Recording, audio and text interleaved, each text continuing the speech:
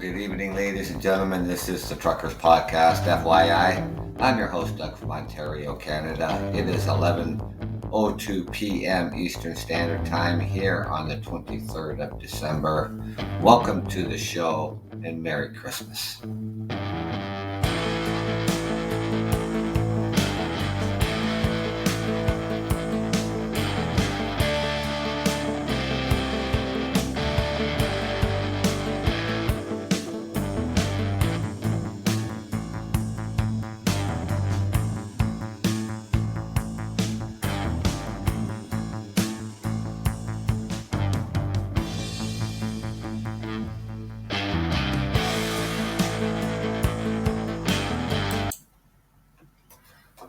Well, good evening, ladies and gentlemen. Welcome to the Truckers Podcast, FYI. I'm your host, Doug from Ontario, Canada. What a winter storm we are having, not just here in Canada, but North America. This brought high winds, rain, snow, freezing rain, just a whole mix. Flight cancellations all across Canada, all across the United States. Right now, here in London, we're still under a blizzard warning, and temperatures are just falling quickly. It feels like minus 30 here in London. It's just absolutely crazy right now. So I don't know. All the warnings out there to stay off the roadways, don't travel anywhere. Like I say, people stranded at the airports can't go anywhere until things obviously improve. Just ask people just to be patient, get to your destination one way or the other. It's not the airport's fault. Blame it on Mother Nature because she's not being very friendly this weekend, that's for sure. So we're still going to be in this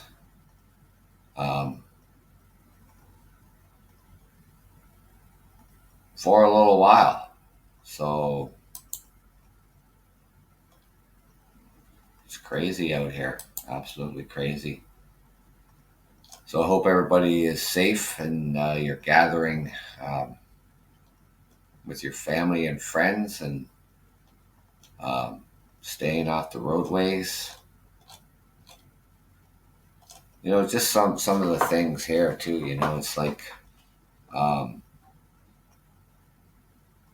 just across Canada, for the province of Ontario, Alberta, right now.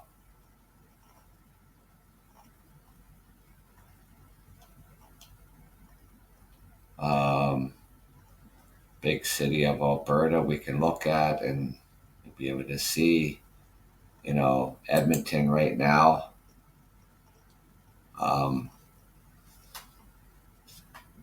Probably things have ended for them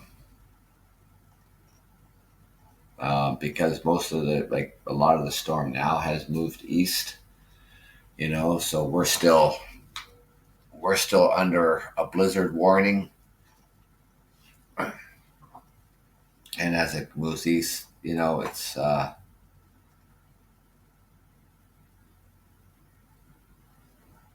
very good out there. So I haven't moved my car all day. I don't plan on it. So hopefully tomorrow, not moving it tonight, but hopefully tomorrow, it has settled down, enough to go get a couple things done and then be in for the rest of the day and night. for Christmas Eve, Christmas Day.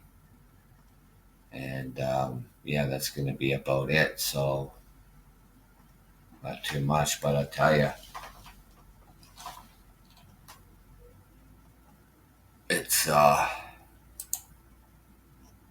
it's really wreak havoc. Not just here in Canada, but all across. You know, most of the United States.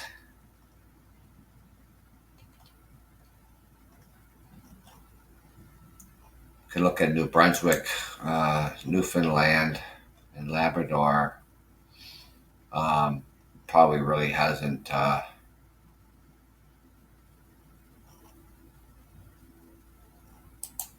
It hasn't really hit there right now because it's still sweeping across Ontario, Quebec, and but they do have a special weather statement, and how much of this is going to hit them on that day, like tomorrow at some point in time, it's going to hit them. So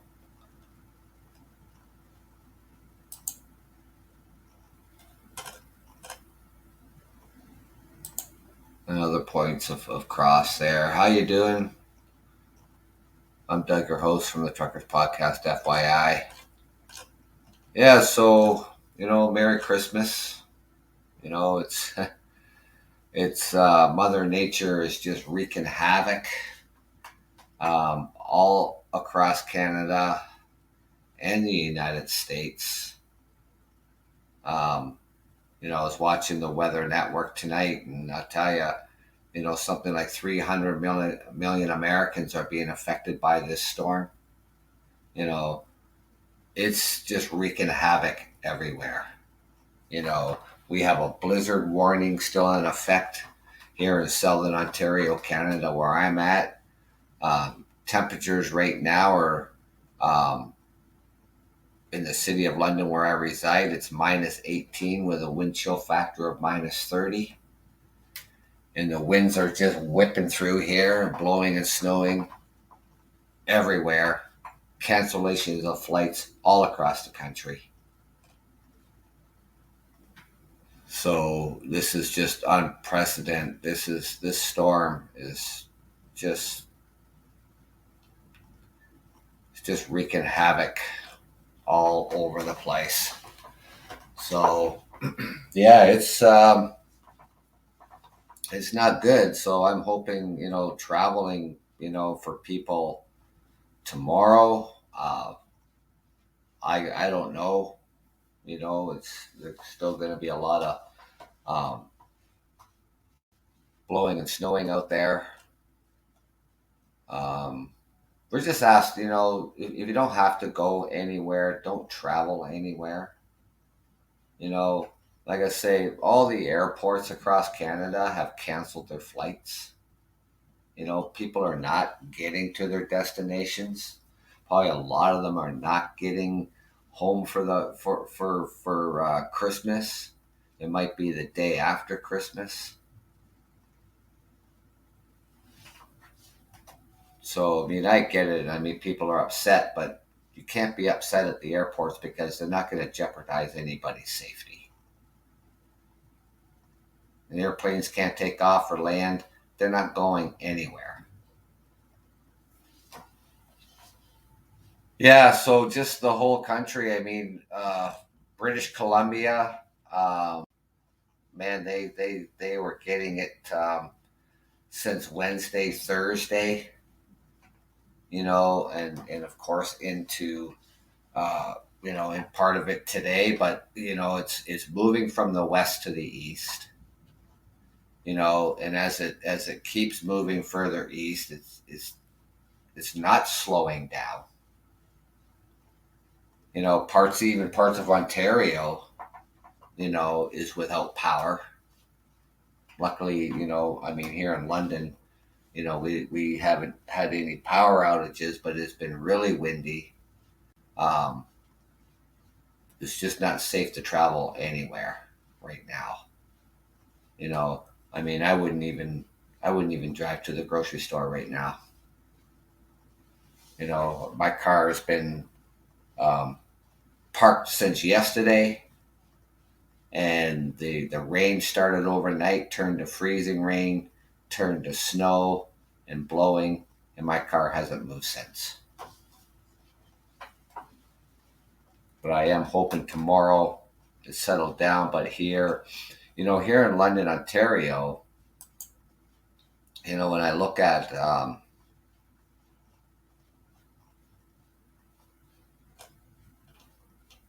where is it here? So my city right now, we're still under a blizzard warning,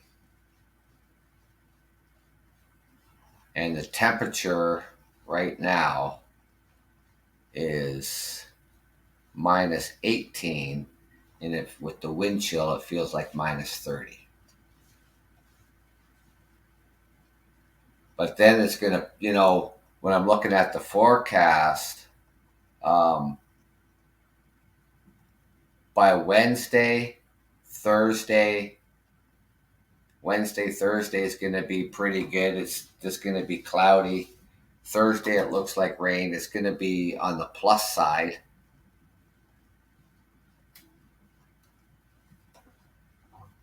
On the 29th, but we have to get through this weekend. We have to get through the Christmas weekend. And Saturday, December 24th, it still says blizzard. Sunday, Christmas Day, chance of flurries. And then Monday, Tuesday, Wednesday, Thursday, things will be settled down. But I'll tell you right now, it's like, we're looking at tonight, the winds will be gusting up to 55 miles an hour. And they'll be diminishing to 40 kilometers an hour, so maybe 25 mile an hour, to 70 to 45 mile an hour after midnight. So it's just these gusts of winds coming through, blowing the snow everywhere. Where we thought we are going to have a green Christmas. Well, a lot of people got their wish out there. It's definitely a white Christmas, and it's a white Christmas right across the country. Every single province, every single territory has snow everywhere.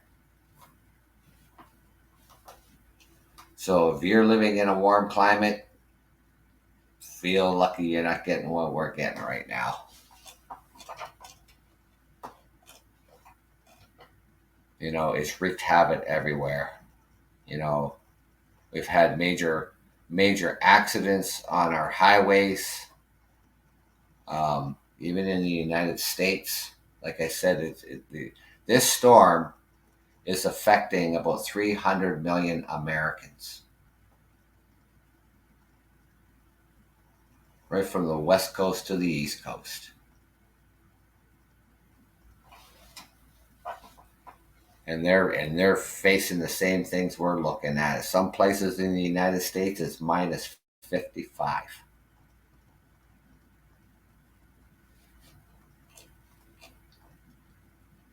Chicago was getting it really bad. Buffalo, right now, is getting it really bad. Fort Erie here in Canada, just across the border from Buffalo, they're getting slammed right now.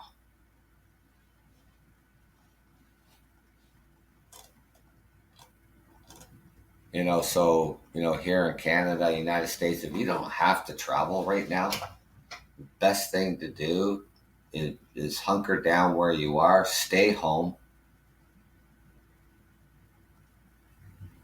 be safe out there. There's no point of jeopardizing your safety and others because you got to get somewhere.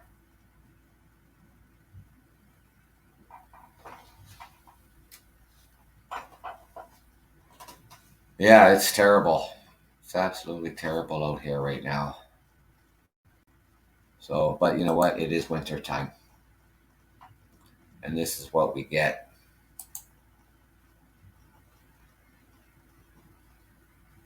there's more accumulations of snow in other parts of the country. But I can tell you right now, I mean, I've seen, you know, in my lifetime,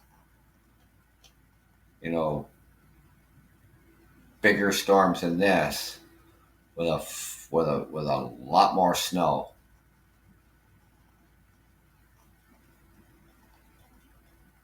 than what we're seeing right now.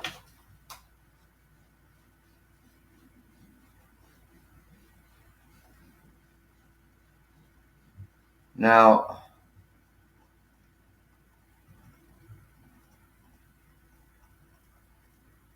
here in Canada, I mean, for the past while, I mean, even in the last year, you know, we are looking at a housing crisis, a healthcare crisis. We are looking at a homeless crisis.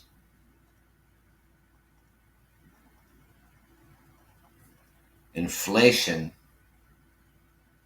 is not helping. And that's here in North America and even all around the world, with the cost of living going up, the cost of food going up. I was watching the news this evening, and for a head of lettuce, it's like $5 for a head of lettuce. That is absolutely ridiculous.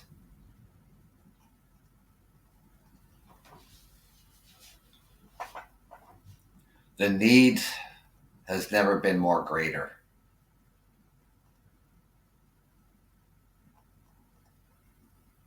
More and more people are turning to the food banks.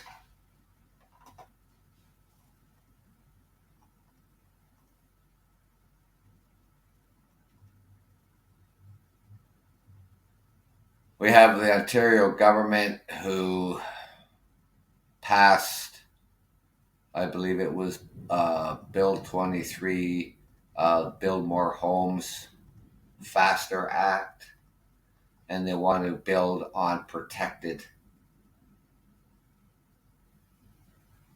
green space in the green belt areas.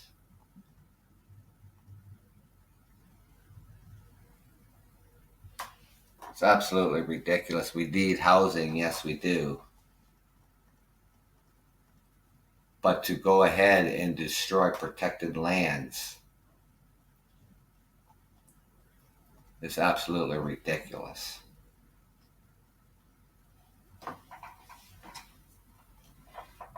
And all kinds of special interest groups all across the province here in Ontario are calling on the Ontario government to scrap Bill 23.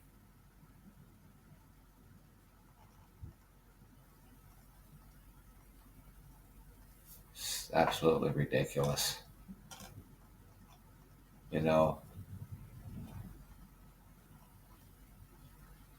And then we have amendments to, so here in Canada, of course, for banning certain types of weapons. I talked about this on my show the other day, as though the people who are licensed to own a gun, and then the gun activists, are complaining about Bill C-21 amendments that could impact the rural farmers and hunters, as though they have the right to own a gun in Canada, which you do not. It's a privilege. It's not a right. We are not the United States. We do not have the right to bear arms.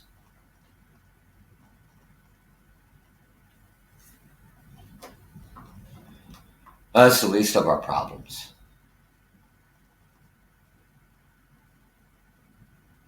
because it doesn't matter, because, governments do what they do. And,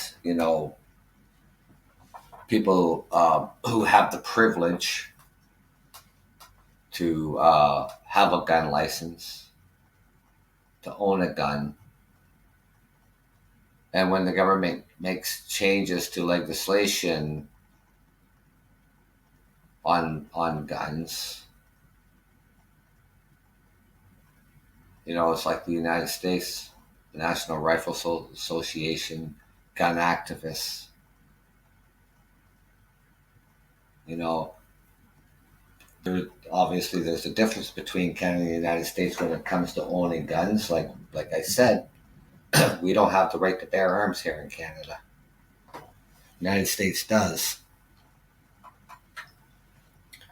So one of the one of the amendments uh, the federal government is looking to do is one of the major change in the proposed amendments would add a definition for assault style firearms, which is currently um, defined is defined in Canadian law. It would include a clause to ban any long gun capable of accepting a detachable magazine and able to hold more than 5 rounds of ammunition.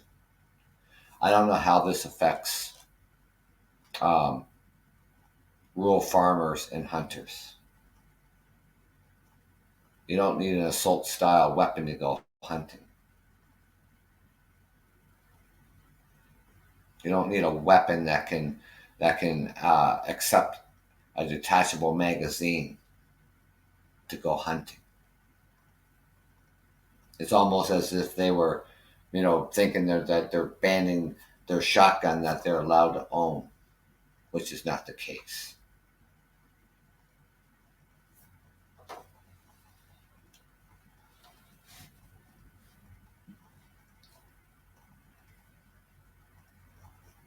So that's the least of our problems. You know, from like I said, from healthcare crisis, the housing crisis, and so on. You know, it just seems to me is that we wait for things to become a crisis, and then we're scrambling to fix it.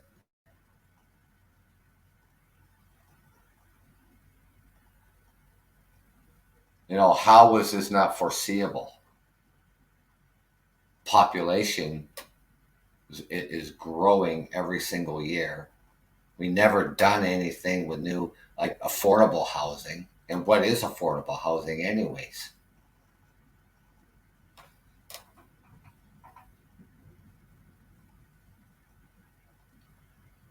The average cost, the average price for a house right now, just in the city that I reside in, the average is about $640,000. That's the average.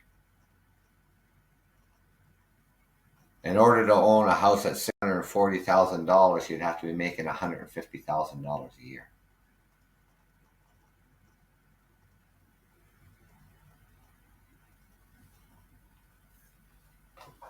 So, what is affordable?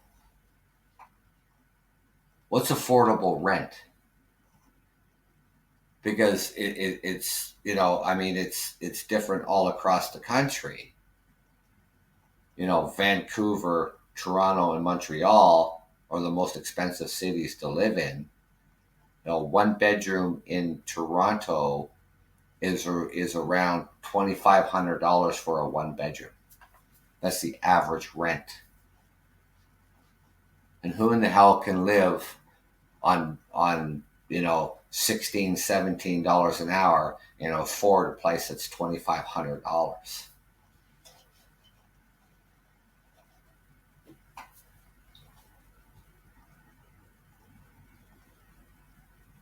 Minimum wage here in Ontario is $15.50.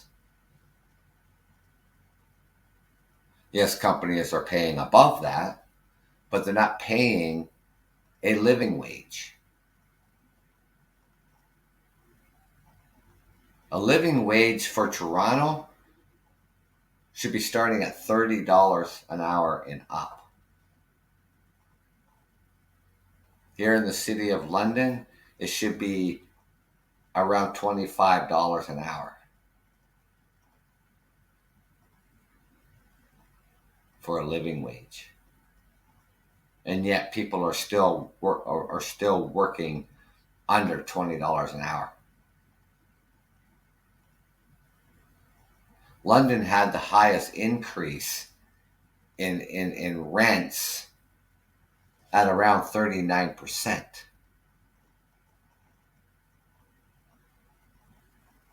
Three-bedroom townhouses are going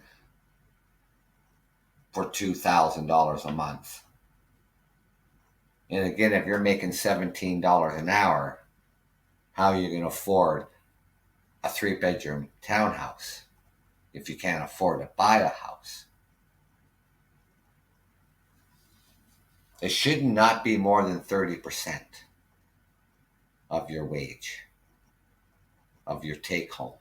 It should not be more than 30%. And here we are looking at 50% or better that people are spending to keep a roof over their heads. And that's not even including putting food on the table, putting gas in your car in order to go to work, in order to earn that paycheck.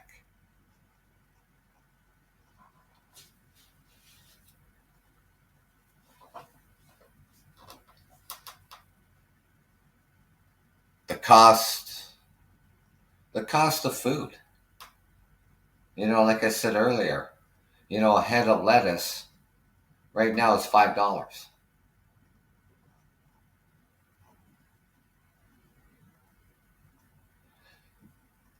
More and more people are turning to the food banks.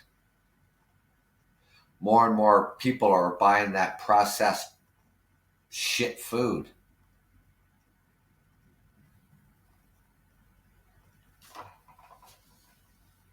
If it keeps going the way it's going, and we don't get this inflation under control, and people are resorting to a poor diet, this in turn is going to create more health problems down. And we already have a health crisis here in Canada. Our hospitals right now, with this RSV infections in children, our children's hospitals are overwhelmed with sick kids.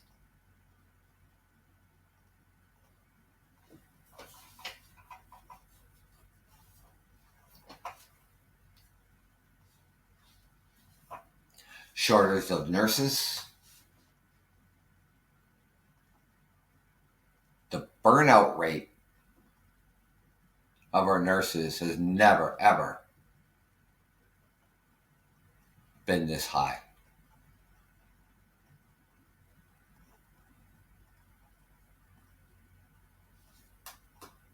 When you have wait times in the emergency departments, 20 plus hours,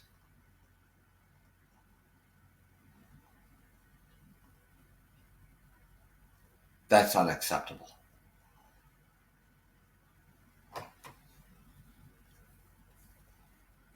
The Ontario government comes up with an idea that, the way to make room in the hospitals for hospital beds is make the elderly, or force the elderly out of the hospitals by charging them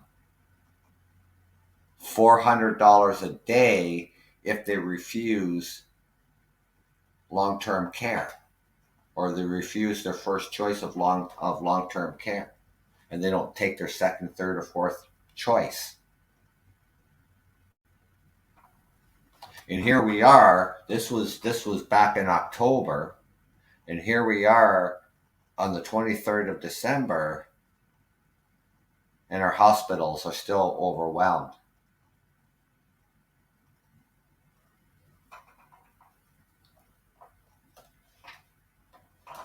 The More Beds Act, they call it.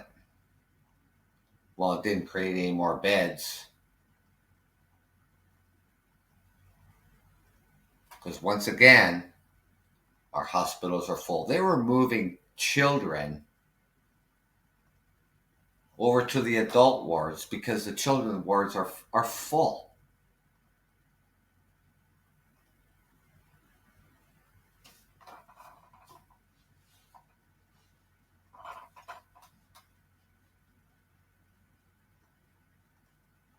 We still have COVID-19.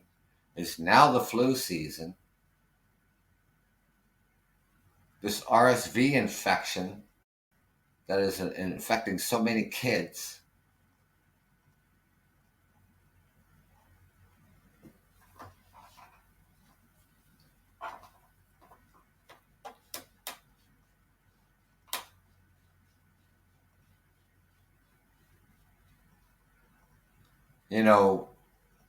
Addiction, an addiction crisis we're also facing here all across Canada. The list goes on. It goes on and on and on. Because everything, basically has hit the crisis, hit that crisis threshold.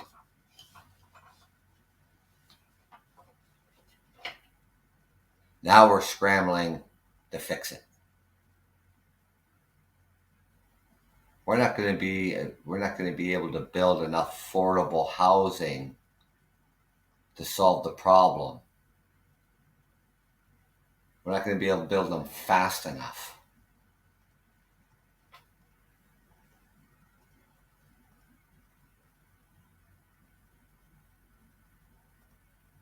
We allowed this to happen. We allowed this to happen.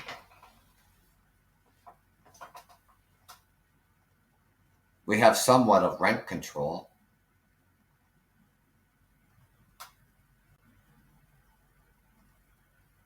But after the tenant moves out of that place, the owners of that property, for an example, if they were renting a one-bedroom apartment for $1,200, here in the city of London, the tenant moves out, they can raise that one-bedroom apartment now would be $1,800.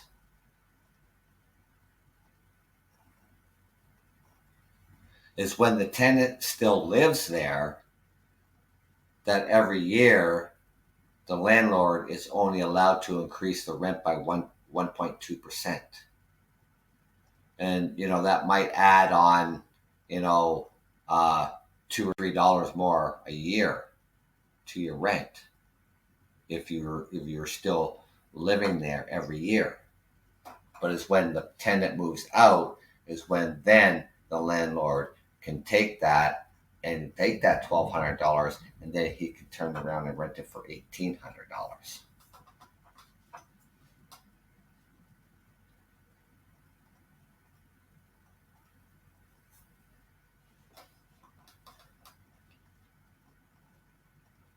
Apartment buildings,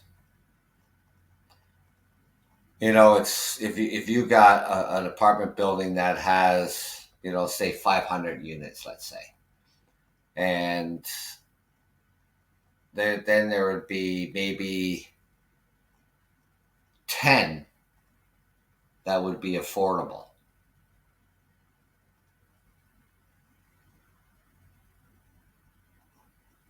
We have projects going all over this city, building projects going all over this city.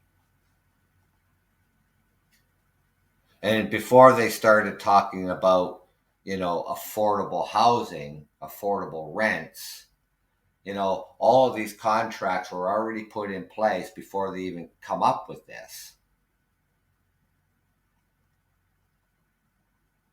So what they're building prior to, talking about affordable rent and affordable housing, these are not going to be affordable housings and affordable rent prior.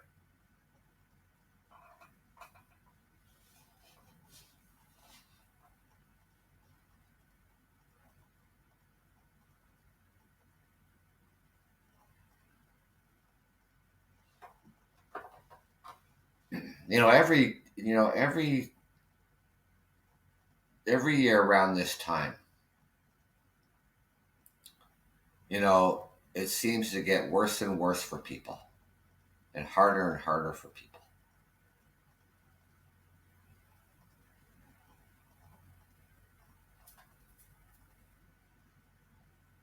I don't see any difference next year. And it'll even be worse.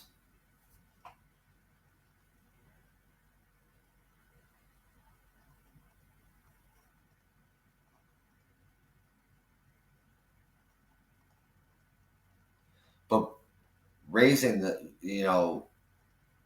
minimum wage, and people who are on disability, a single person on a disability, I think it's something like $875 a month is what they get for a single person.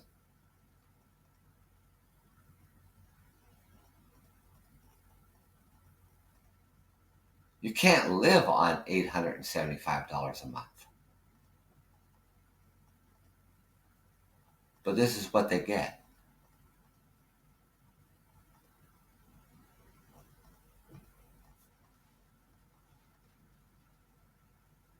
Special interest groups that have been hollering for that to be increased dramatically.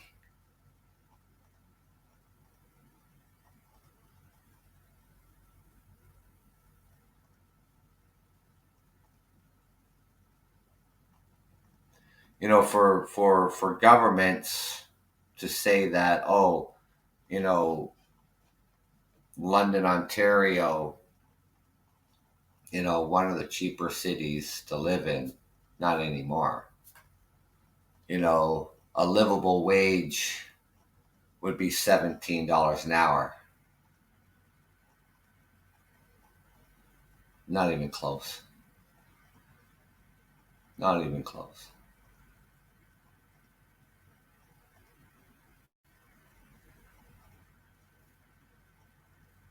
$8 more an hour on top of that would be a livable wage to live in the city of London, Ontario.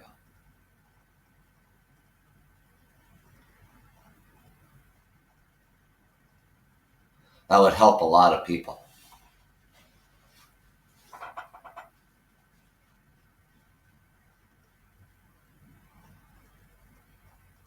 This is sometimes, I don't like unions.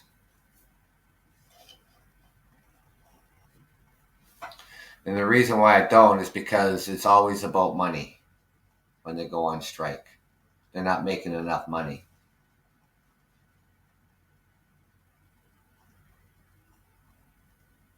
If you're making $30 an hour and up,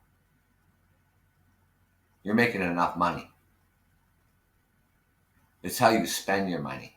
It's what you do with your money. If you're living beyond your means, then you need to fix that. There's no such thing when they go on strike. Oh, it's about money. Oh, it's about wages, job protection. There's no such thing as job protection. Because if that company that you work for goes out of business, how's that job protection?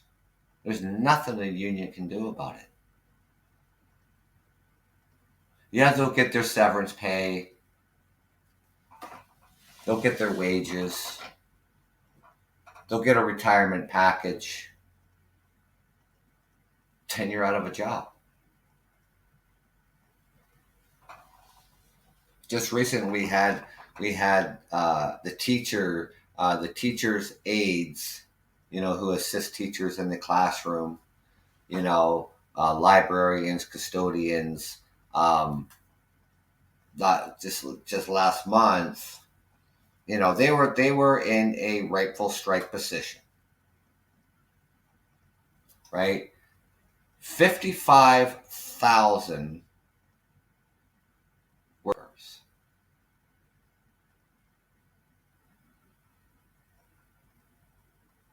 And they wanted nearly a $4 an hour raise every year for 4 years for 55,000.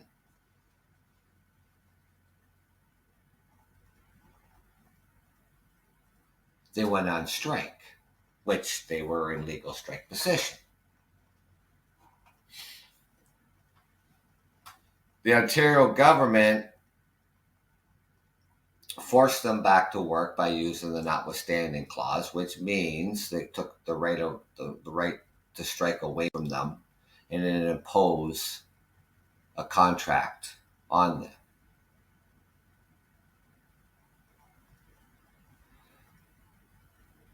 That wasn't the right thing to do,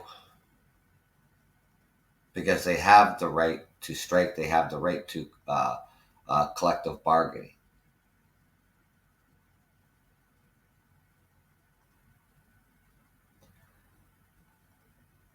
So the only way that the union was going to go back to the tables is that the government, removes the notwithstanding clause so we can negotiate. So that's what happened. But they didn't get a $4 an hour raise at all.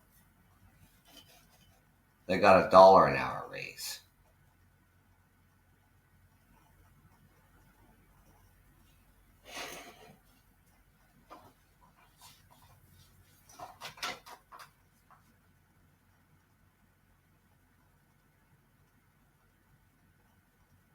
And that's what the strike was obviously about. It was about money.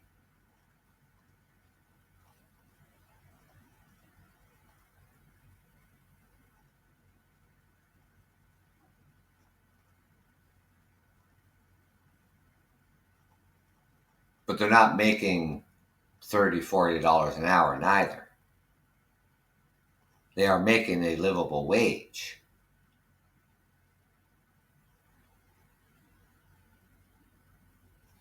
It's when, people who work in the auto sector, it always seems, they make a lot of money. I know people who work in the auto sectors. I know people who work in the auto plants. They make a lot of money.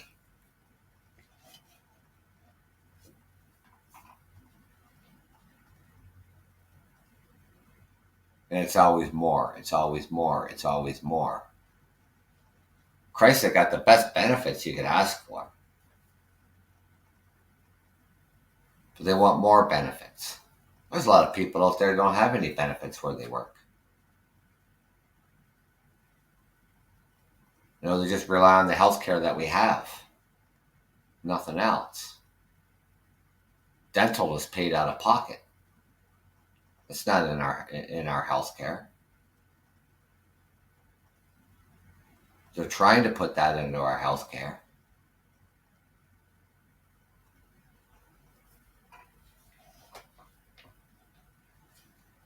Prescriptions.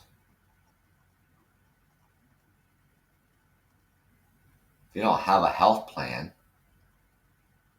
prescriptions aren't cheap.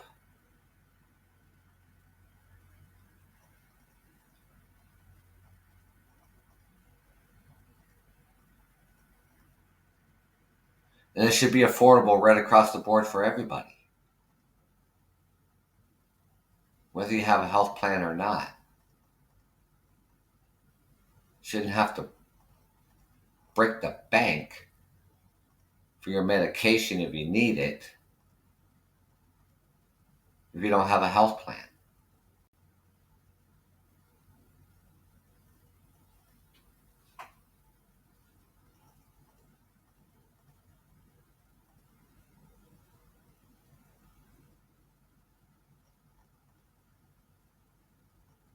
I've never seen anything like that in my life, ladies and gentlemen. I mean, people who normally wouldn't have to resort to other services and food banks now have to.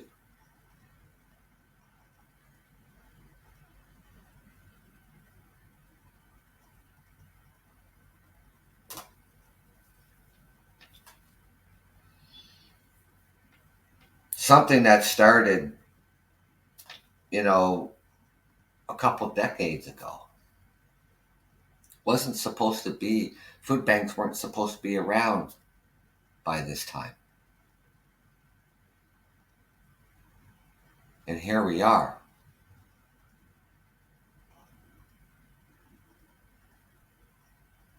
The mental health of people and seeking services for mental health. People are waiting 6 months, people are waiting a year for help.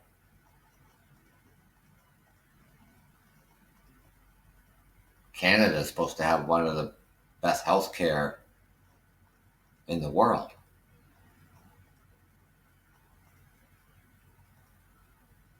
The course of the pandemic is driving those wait times because more and more people need help.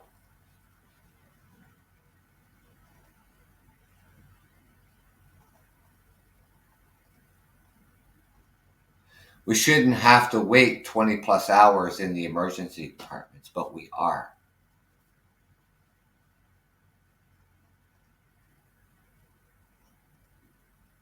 People tend to forget that nurses are human too.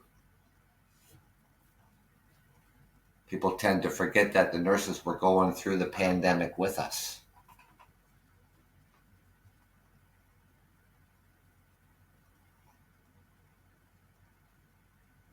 People tend to forget that nurses get sick, that they're overwhelmed. People tend to forget that nurses can't break.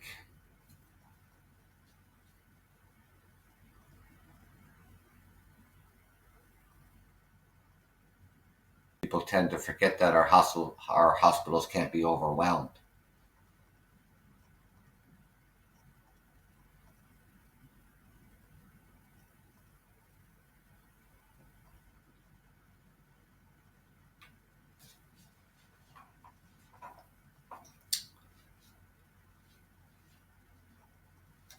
What are they trying to do about it? People immigrate to Canada. And where they come from, maybe they were a nurse. But when they come to Canada, their certificates where they came from, nursing certificates where they came from, are not accepted here in Canada, that they have to upgrade that certificate.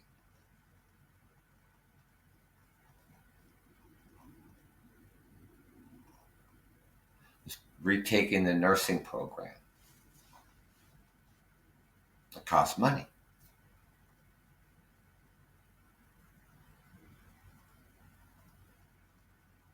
Now they're trying to fast track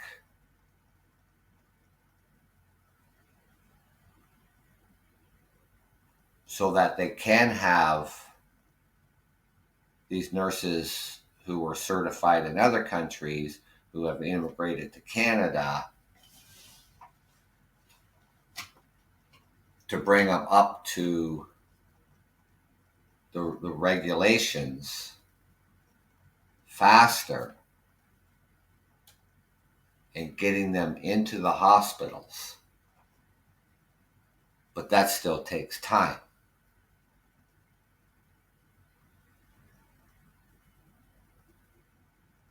It's time that we don't have.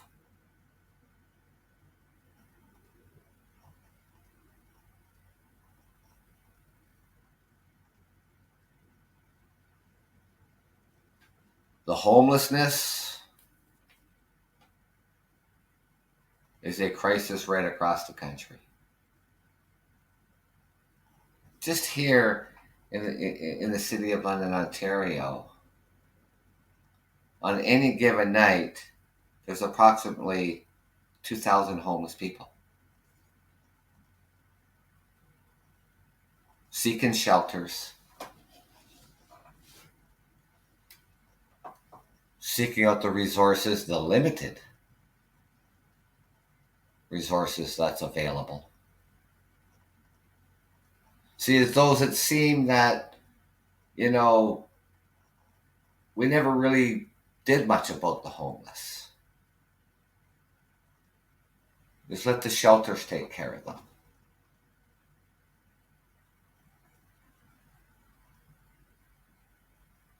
More and more people become homeless. Just let the shelters take care of them.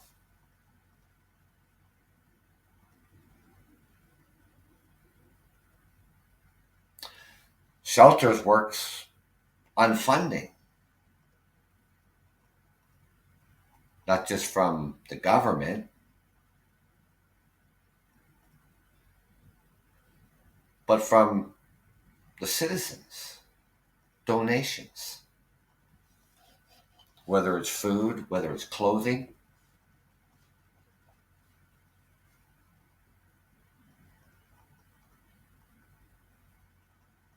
I'm not just talking about, you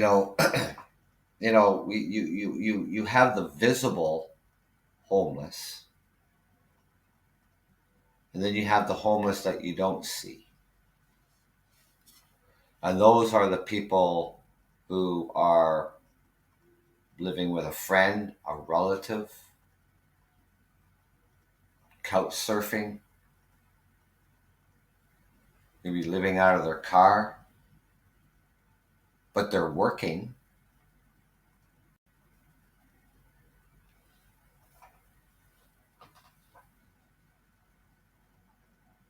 The government doesn't even know what the percentage of that would be. They have no clue because they're not the visible homeless. They're only counting the visible.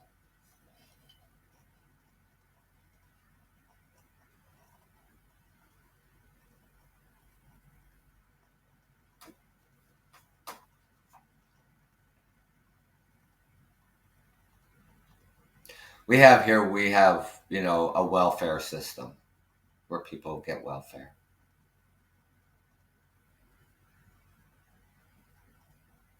Have able bodies on welfare. And they changed that program to workfare, meaning that now they have to be in a program in order to help them off social assistance.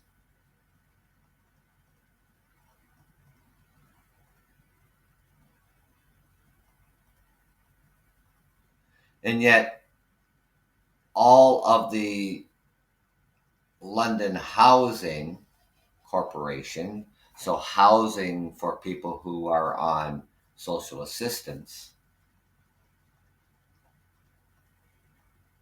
well, they're still living there.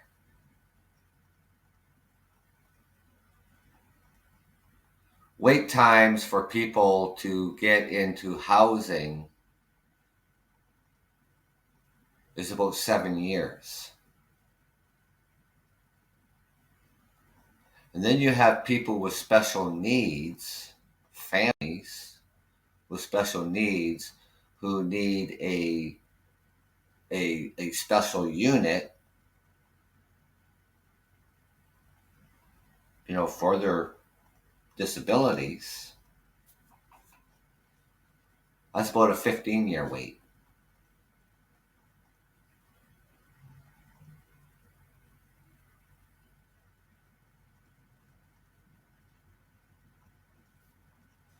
Social housing, they haven't built more social housing since the mid 1980s.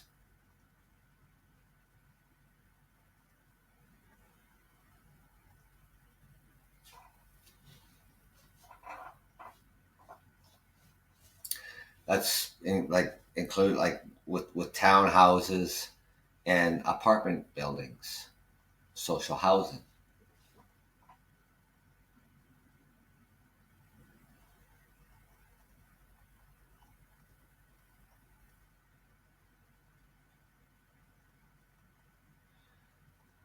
I mean, people who are on disability, you know, or people, who have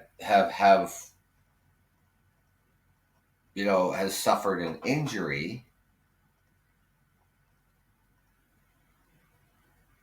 a mental illness, or now would have to turn to disability because now they're no longer able to work.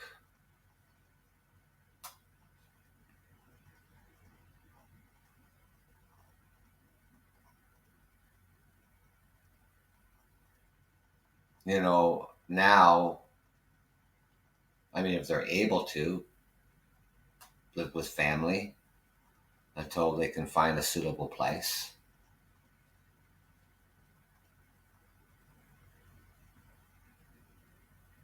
Workplace injuries can be life altering.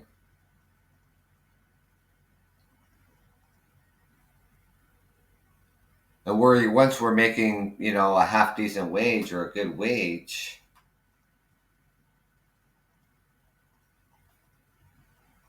and you could be, the sole provider for the family. Now you've suffered this injury. Disability isn't going to pay you very much.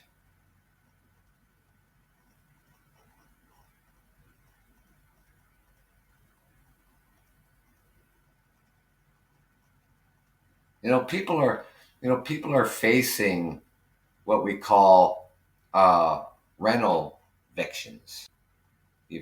rental evictions, or the landlord now wants to move into that house or they want to move into that apartment. They can evict you.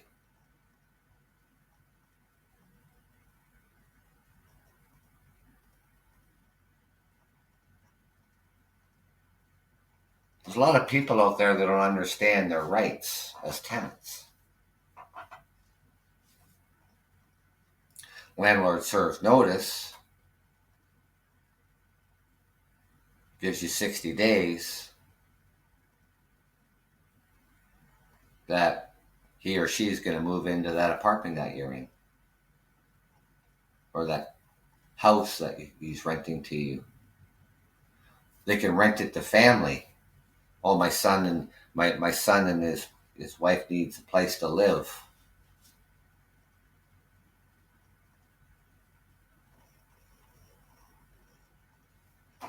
And when it comes to rental evictions, some people don't even know that the landlord is supposed to pay you a year's rent.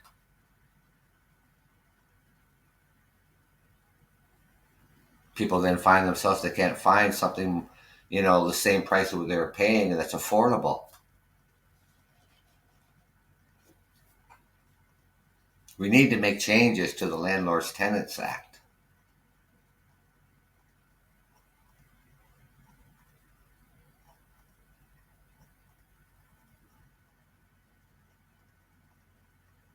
Whether they're going to do that or not, I mean, for a landlord to come up to you and say, look, my son's got to have a place to live, I've got to rent him out this apartment.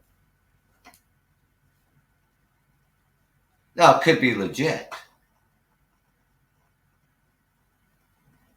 There's been a lot of cases where it hasn't been legit. They just want you out so they can get more money. Same when it goes for the rental evictions. As a tenant, and they're going to renovate your place, he has to give you first choice for that unit when it's done. A lot of people don't know that.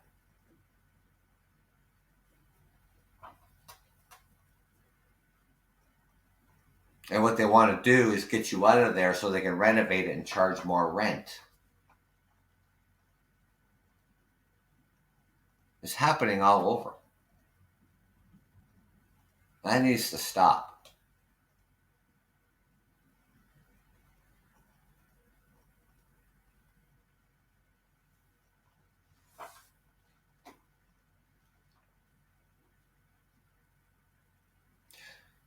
Well, I want to thank you for joining me tonight, ladies and gentlemen.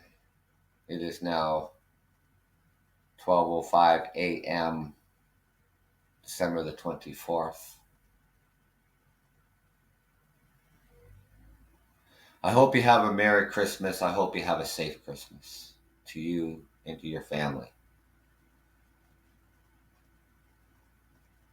My next show will be on December the 26th. So take care. Be safe. And Merry Christmas to you and your families.